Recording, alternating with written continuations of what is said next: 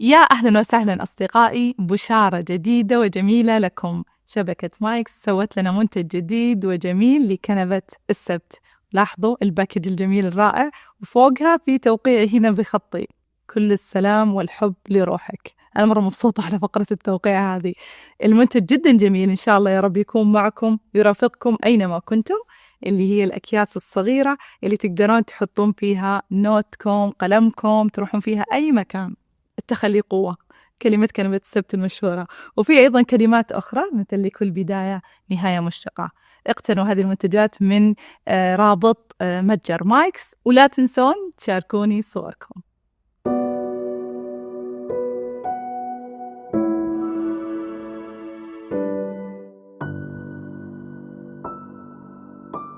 يا أهلاً وسهلاً بالصباحيين والمسائيين من أصدقائي الجميلين.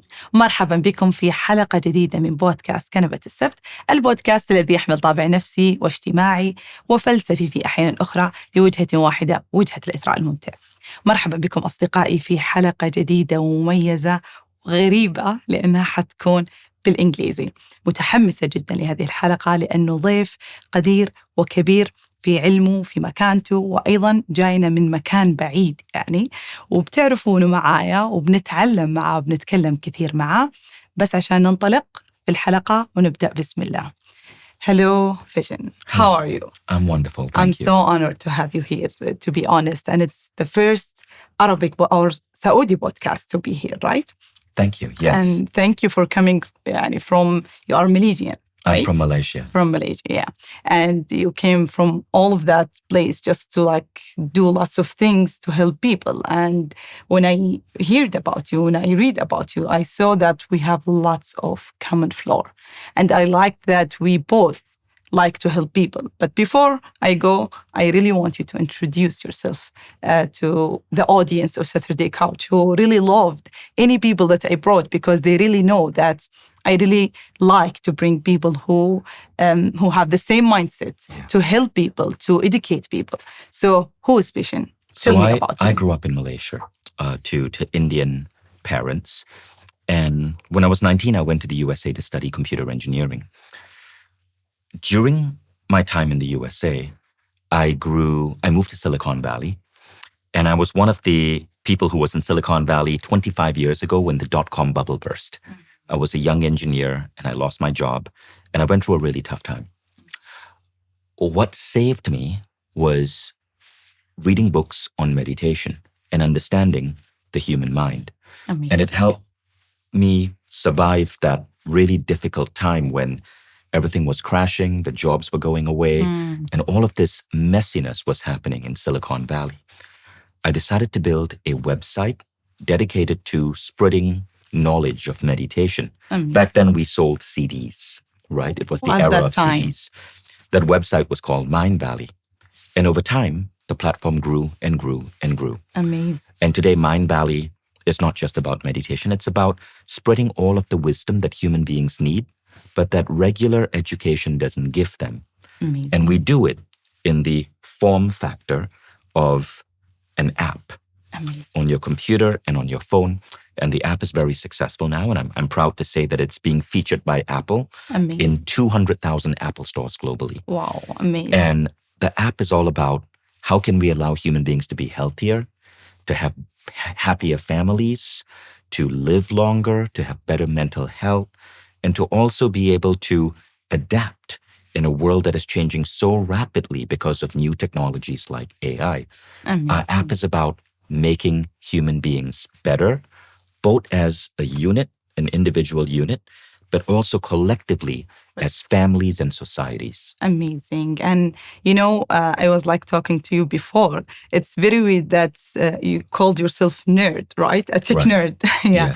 And it's very weird to see a tech nerd trying his best to make the world better and help other. It's not it's just our bad concepts, unfortunately, about people who like technology, that they are usually very isolative, and usually they are very self-centered. But you, in the opposite, you showed us something else from those people who can take the tech towards another thing and towards a better things.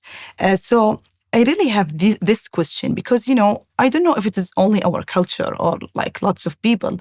We're afraid of all of this technology coming up. They are seeing like technology will control the world, technology will control us, AI will steal our jobs, and all of these, bad concept about the tech. But you, on the other hand, you talk the tech to help us. So what do you think, or after this great experience of Mindevally, what do you think about technology and how it could help the people and their health or their mind or their mindset and help their inner peace also? Well, the first thing to understand is that technologies, as they emerge, certain technologies create huge disruptions in society. Some of these disruptions can be bad. Some of these disruptions can be really, really, really good. If you look historically, the disruptions have generally been good. For example, the steam engine, right? When the steam engine was invented, that led to new innovations like railroads. It led to automated factories. And what happened? Human beings in countries like America no longer had to work 7 days a week, 12 hours a day, right? They could now work 5 days a week. So the weekend was invented, and 8 to 9 hours a day. Amazing. So that's what happened. Now, there are unintended consequences. The steam engine also leads to pollution, which is now leading to global warming.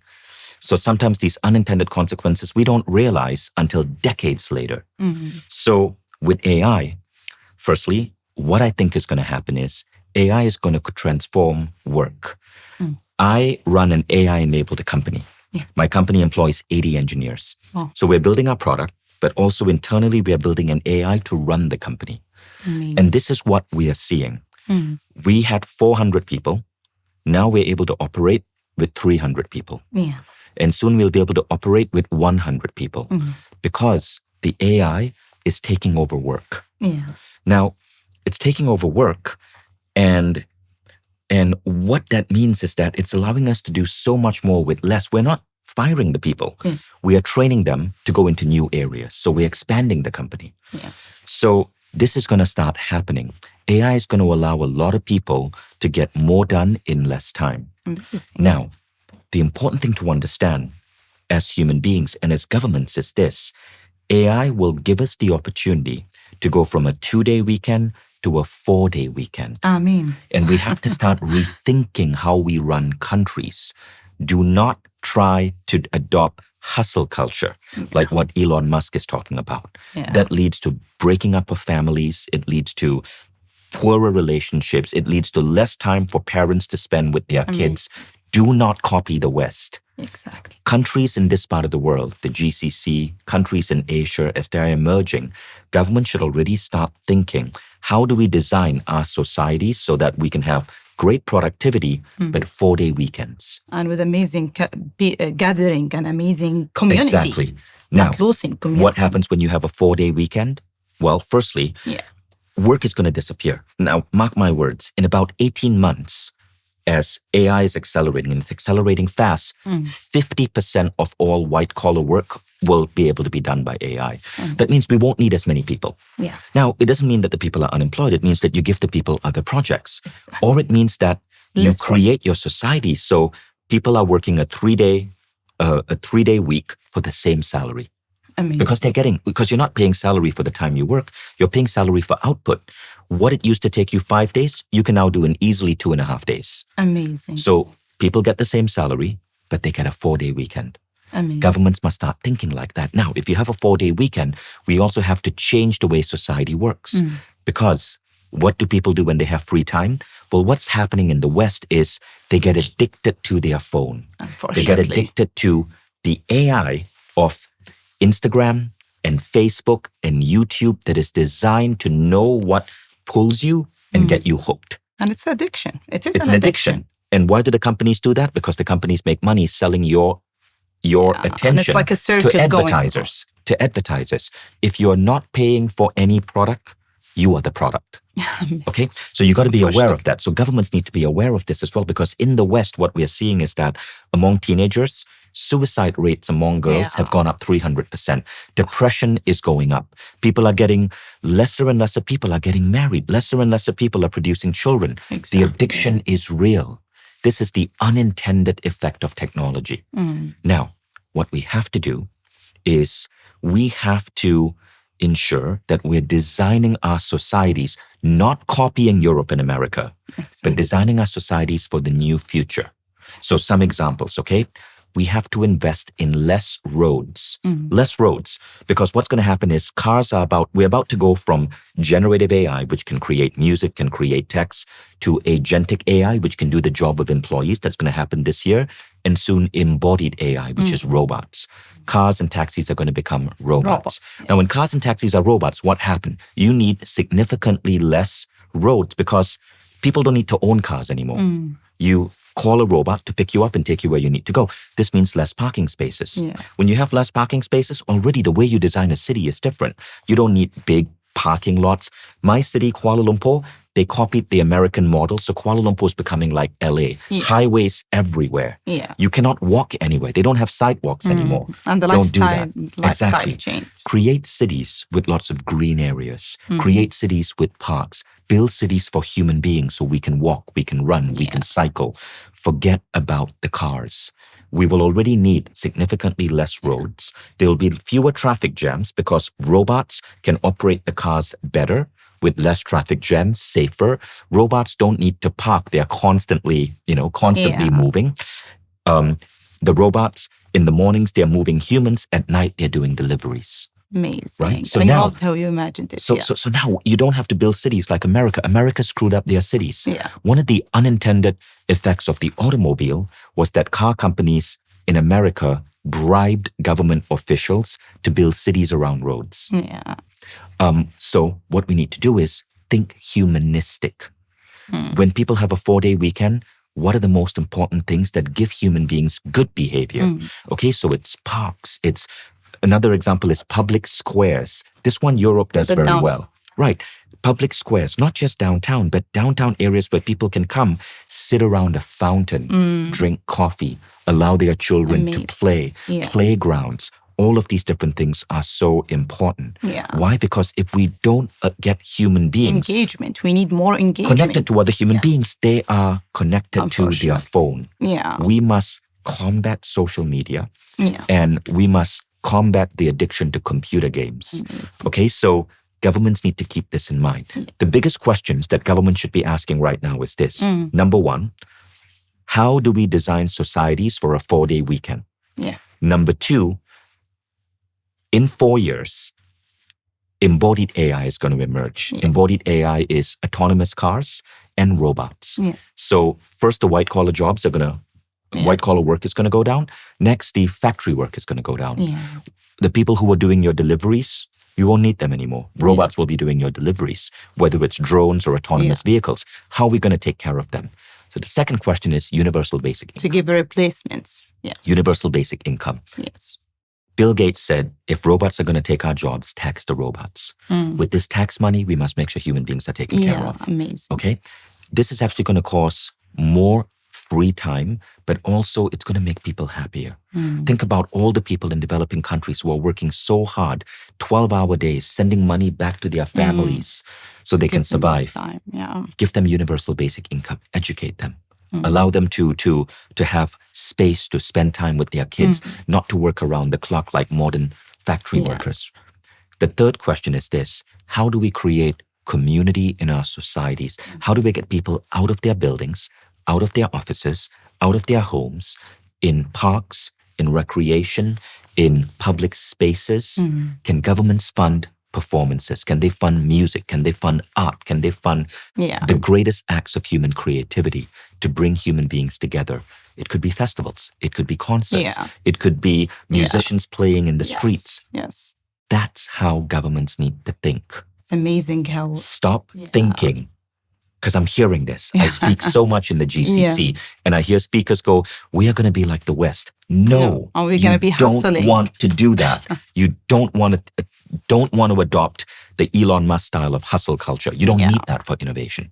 I got you. I really love that, the question of technology could destroy us. You turned it that how it could help us. And I'm really convinced of what you said, because really, even though we saw the technology from a very narrow point of view, which is the addiction, as you said, there is a very wild, and a very wild point of view that we can see. That's what you said in these 3 points. And it's like a governmental also work. It's not like even in us as individual.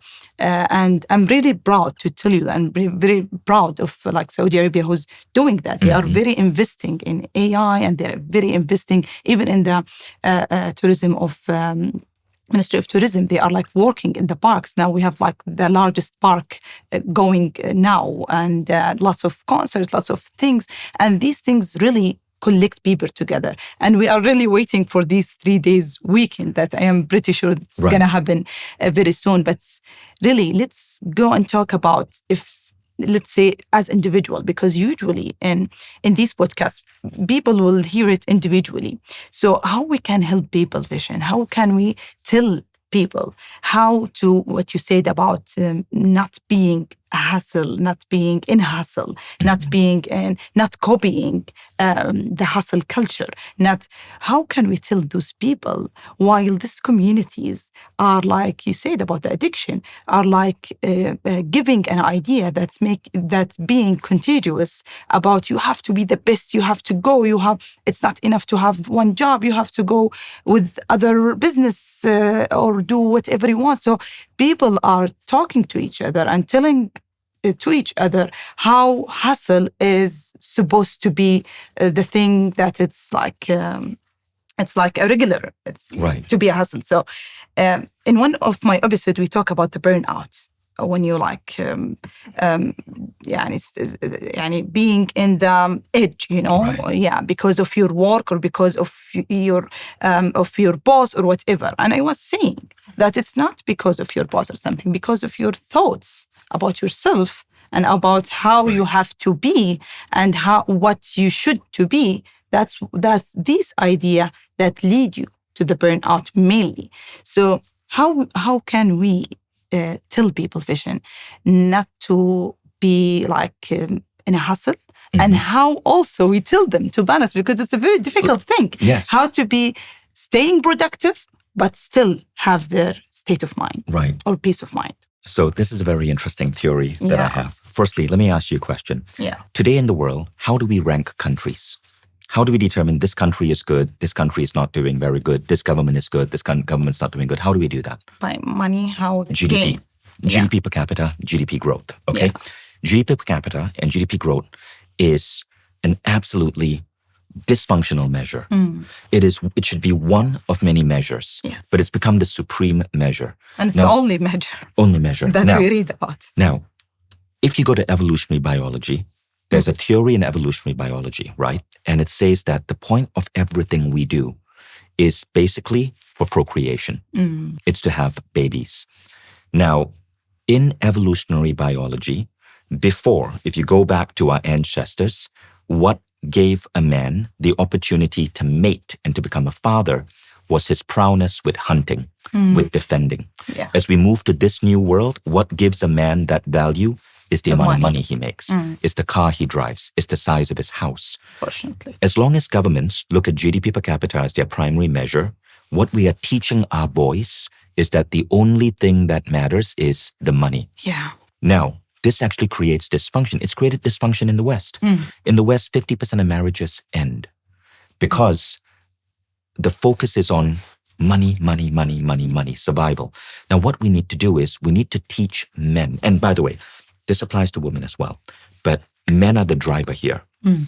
We need to teach men and we need to teach women that what makes a good man is not just money. It's not just being able to be a provider. It's being able to be a protector, being able to, take care of a family, take care of the woman, be there for your children. It's to teach men that health matters, that what makes them attractive to a woman is also how are they taking care of their health. It's not just the money, but have they, are they taking care of their health? Are they working out? Have they given up smoking? Have they given up alcohol? Are they protecting their health? For spirituality, are they aligned? with God, with their inner Because they soul. will the woman will feel safe. Exactly. She's saying. So when you do this, you give men a new model of evaluating themselves, not just money. When men have a new model of evaluating themselves, the way they operate in the world is different. It's not about the size of the car. It's about the size of their heart. Amazing. It's not about do they have a big house. It's about how much time are they spending with their wife and their children. Okay, now all of this has to start at the education system. Now women know this. Women already, this is what matters. But the education system tells men it is the whole training. Calvin Coolidge, the American president in 1920 was asked, what is the point of education? And do you know what he said? What he said? He said, the point of education is to create cogs in the wheels of industry. That's a classic statement from a politician who only cares about GDP. No, Fortunately. the point of education is to create happier families, is to create better men.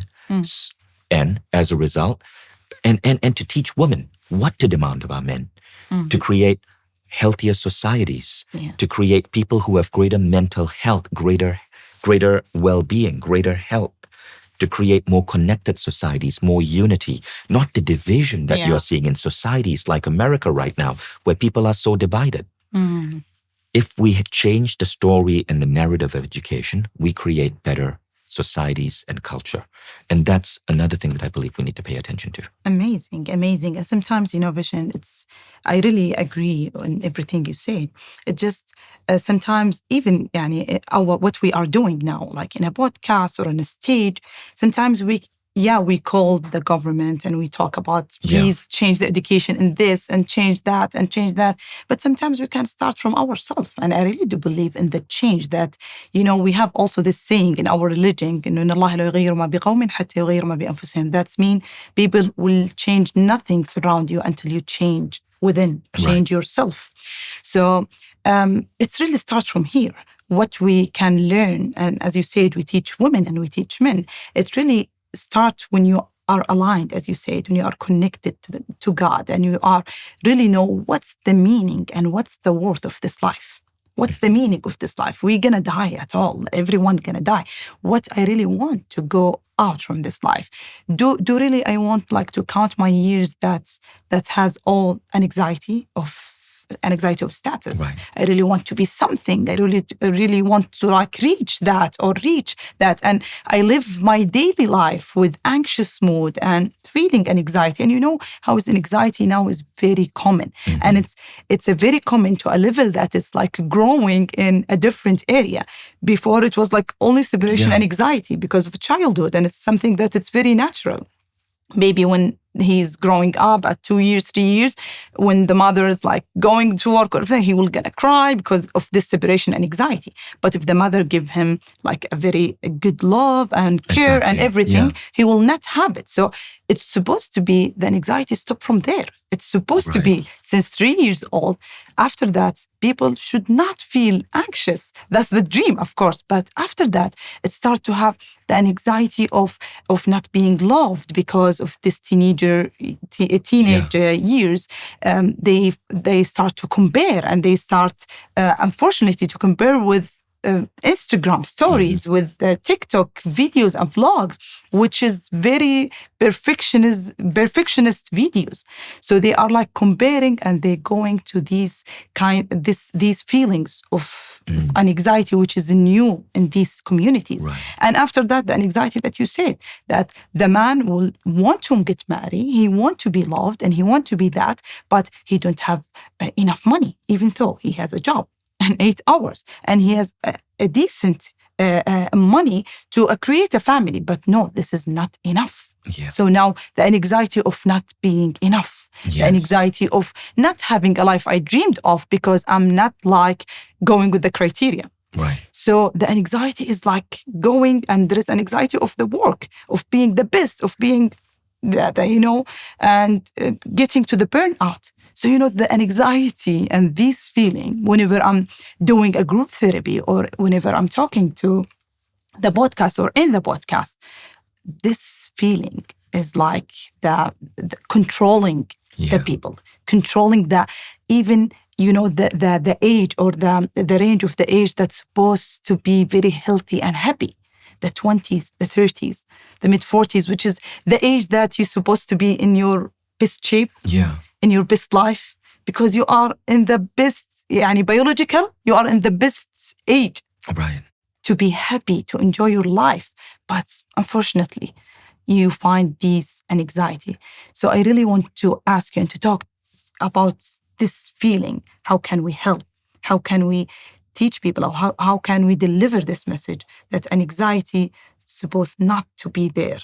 So there's a very interesting theory on human emotions called the theory of learned emotions. And it states that emotions that we feel, anxiety, sadness, joy, we learn from our parents. And so cultures pass down an understanding of emotions to their children. This is why different cultures have different words for certain emotions. Like Germans have a word called Schadenfreude, right? Which doesn't exist in English. And it means a satisfaction in seeing someone else go through, a difficult situation. In Tahitian culture, there is no word for sadness. Rather, the closest word for sadness in Tahitian culture is fatigue, like you have the flu. Tiredness, like you have the flu, right? So why is this? It's because an emotion is nothing more than a biochemical reaction in our body. It is. So your ears hear sounds from outside. What if your ears were turned inwards and could hear the sounds of your body? What would you hear? Maybe you would hear your heart rate. You would hear your breathing. You would hear your gut bacteria. You would hear the blood going through your veins. You do hear that. It's called interoception. And what we hear is actually not sound waves, it's emotions. Emotions are governed by what's going on in our body and the interpretation that our parents train our brains on how to label that. So anxiety and excitement are the same thing. Some people call it excitement, some people call it anxiety. But the people who call it anxiety, they have a negative belief about it. The people who call it excitement, they have a positive belief. So here's where it gets really interesting. There was a study done at the University of Rochester by a researcher called Jameson. He noticed that students who were going into an exam or going to play football were feeling the same thing. But the people going to play football in the field called it excitement. The people going to the exam called it anxiety. So he did a very interesting experiment for graduate students. So in America, there's a test called the GRE test, right? And two groups of students. And in one group, he put a little sign on a wall. And the sign said this. It said, if you're feeling anxious, it is okay. It is normal to feel a little bit of anxiety before an exam. Please know that when you feel anxiety before an exam, it might actually help you do better. Wow. That's all. 30 seconds. Now, the people who took the exam and didn't read the sign, so the room that didn't have the sign, the average score in the exam was around 710. The people who read the sign, the average score went up to 770. That's a 9% increase. 9% increase in exam scores. Now, that makes the difference between what school you get into. What was the difference? Jameson made students understand that what they were feeling, whether they call it anxiety or not, it's okay. It's fine. It's all good. It's going to help you do better. 30 seconds, 10% increase in exam scores. Now, what does this tell you? We educate people on how to label the emotion. Now, you can train our students all the way in school to understand what is anxiety. Maybe don't give it such a awful sounding meaning. Let them know, well, what you're feeling is a bit of excitement. It's going to make you do better. Don't worry. Sadness, what you're feeling is your body just feeling the absence of something. Grief is when you grieve for a loved one that you have lost. What is that? Is it a bad thing or is it love persisting? By changing the way we educate our kids to label the emotions, we can create better mental health for them all the way into adulthood. This is called the theory of learned emotions. This is not taught in schools, but it's probably one of the most important subjects we can teach people in schools. I really got you. It's a really amazing talk and it's really amazing research that you applied here because, accepting accepting emotions is the most important part of understanding it after that, and after that, dealing with it. Sometimes in a Vishen, especially in some of culture, our culture is one of them. We are like shutting and suppressing emotions because we don't like, as I told you before, that if someone will say, I feel bored, or I feel very bad, or I feel low, I said, say thank God, you are in very lots of blessing, and they will like shout to you why you are talking negatively. Even though it's, as you said, lots of feelings it's okay to happen. And lots of time, my audience in this podcast, they said the best word you are saying, Dr. Afnan, is when you said it's okay not to be okay. Right. It's okay not to, because they want to be accepted for the negative emotion they have. And I really love the talk about the anxiety and the excitement, because sometimes a very little word will help you to understand that these emotions are normal. Yeah. And sometimes only normalizing these things will not make it aggravate. Yeah. You know, and also this is like a personal story for me. Whenever I go to the stage, I really love stages. I really love to talk, and I like public talking. But whenever I go, I feel this, palpitation and the feel, as you said, it's excitement, but an anxiety. Before, I was like thinking, this is fear, and how can I control it? Okay, let's just breathe and then I go. After 10 seconds, I be okay. But every time I feel this anxious. Till someday, I heard one of the famous singer, and she's American. I forget her name, actually. But she said, it was in a reality show. Yeah. And she said to the producer, he said, are you anxious now? She said, of course I am anxious.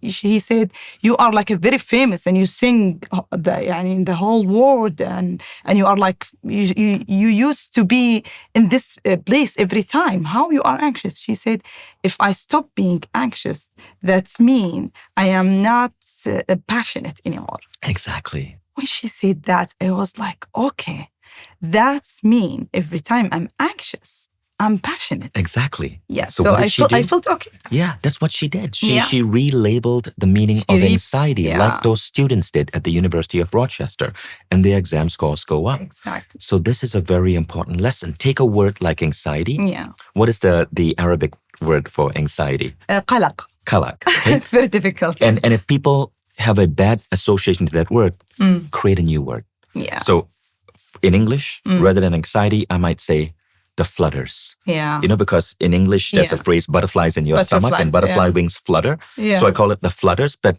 it's cute. It's butterflies fluttering. Yeah. And so now I don't say I'm anxious. I say, I have the flutters. And the flutter simply means, to me, excitement. Yeah. Excitement because I want to give my best. Yeah. And I don't feel the bad effect of anxiety. Mm-hmm. So you can teach this to your kids. Make up a word. Teach your kids. Yeah, and just convert these like bad concept or bad mindset to a better one. Exactly. Because it's all about vision. It's really all about mindset. We can see one family, 4 brothers or 5 siblings, brothers or sister, and one of them are like succeeding and enjoying the life, and the other we are talking about we had a childhood trauma and we were neglected and we can't do our life and we are having lots of negative feelings and all of that. It's all about the mindset and really converting these emotions to a better one and relabeling the emotions just to feel good. It's a very amazing one. Yeah. And of course, I know we are talking about a level of an anxiety. If it is like more than that, of course, it's like it's gonna go further to a disorder and maybe help more. But to live a better life with better, as you said, with a better community, with the families and all of that, and stay productive and balance with the mindset or the peace of mind. I really want to ask a deep question about that. Now you as Vishen, as entrepreneur and having your own company and talking about meditation and talking about lots of things you do to live happy with your family. So how is meditation do that to your life? Because you told me that you start meditating in 14, right? And it's a very young age. Tell us about that, because in our field in psychiatry, we really do believe in that. And it's the first thing that we suggest for our patient, especially the anxious patient, even depression and all of that. It's scientifically benefiting people. So meditation is a word that captures a lot of different things. Yeah. The method of meditation that I teach, I wrote a book about it, which was a bestseller. It's called The 6-Phase Meditation. Amazing. And what it really says is you got to take meditation, you got to break it into different things. Like when you say exercise, there are many different forms of exercise. Yes. You don't just go and you run. Yeah. There is walking, there is yoga, there is lifting weights, there is stretching. Yeah. There's all of these different forms. You don't just do exercise. Yeah. So why do we just say meditation? It's actually 6 pieces. Now, the first one is compassion. Compassion is feeling love. Oh. There are studies done that say if you close your eyes and you see the face of your son or your daughter or your husband or your mother or anyone you love, immediately your heart calms down. Your heart resonance goes into a healthy state. So the first exercise, the first type of meditation is compassion. Compassion. See the face of someone you love and beam the love to everyone, your neighbors, your city, your country, the world.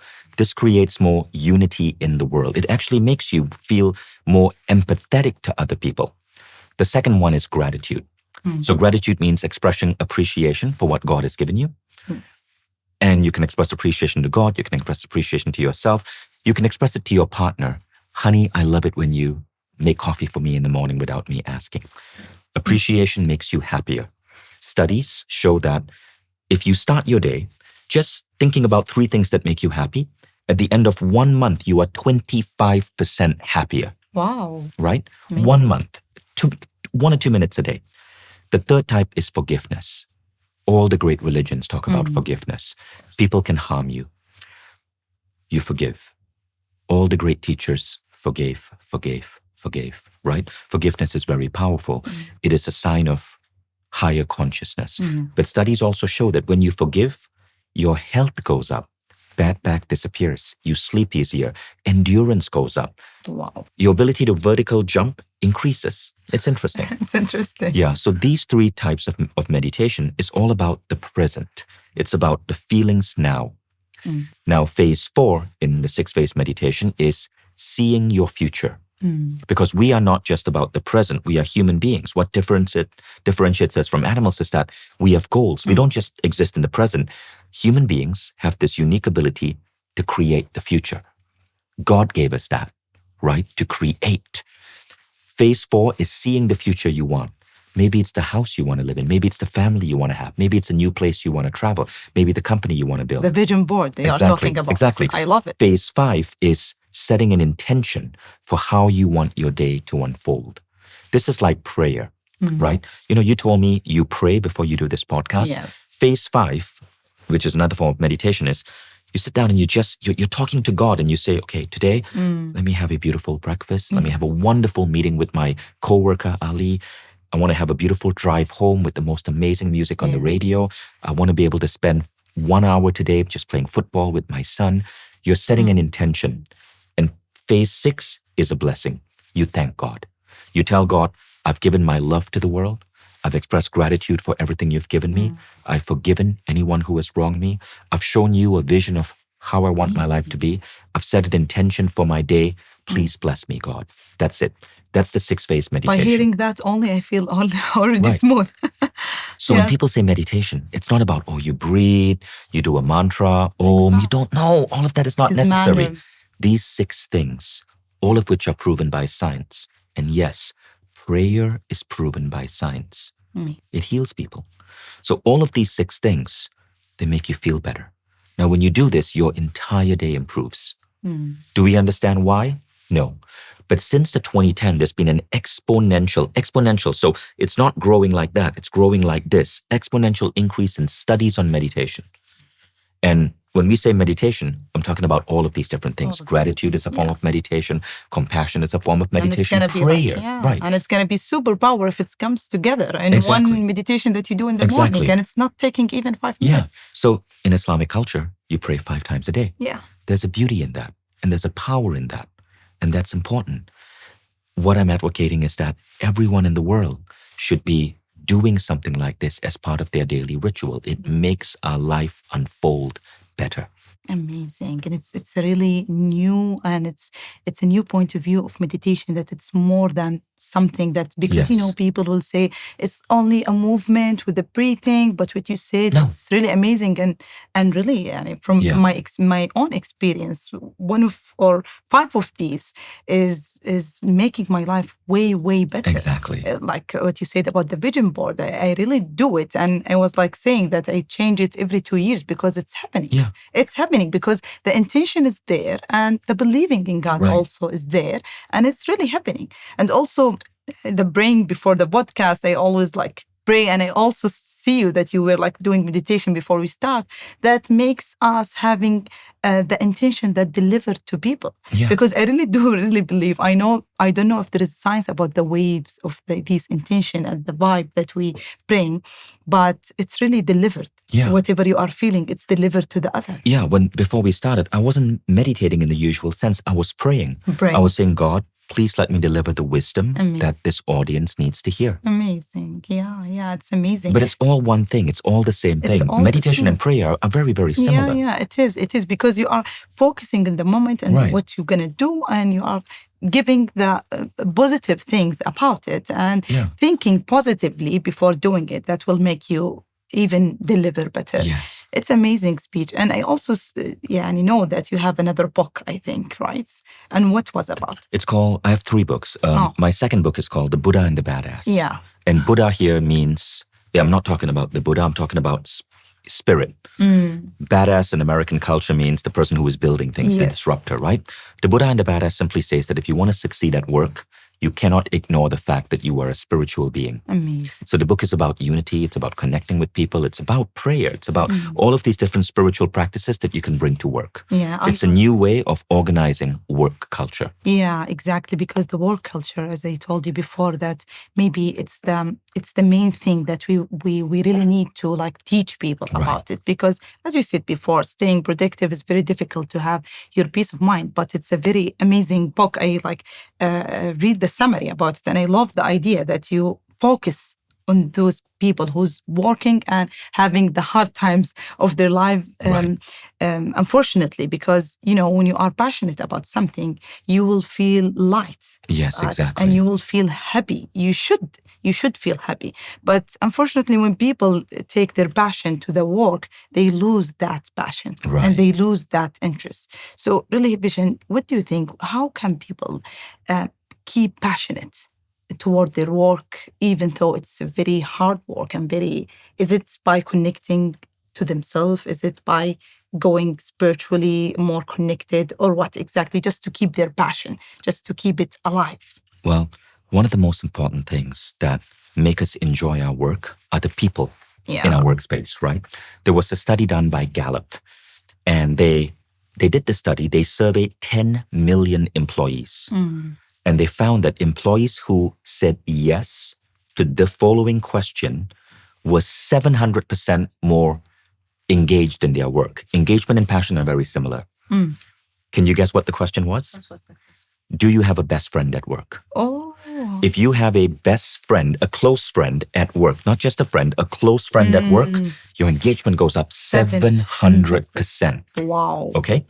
Now, you know what's funny? What? There is like lots of ideas about having best friend, and you don't have to have a best friend in job because you can't trust them.